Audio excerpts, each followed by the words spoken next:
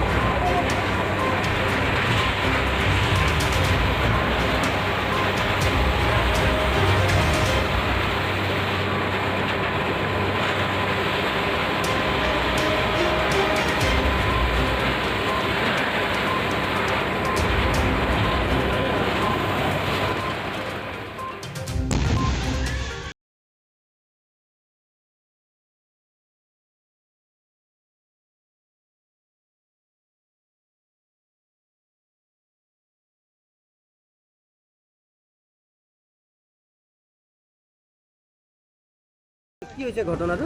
মানে চুপ গৰম কৰিছিলোঁ, চুপ বনাইছিলোঁ, চুপ বনাই আছে মানে গেছ খতম হৈ গ'ল, নতুন গেছ আনিব গৈছোঁ।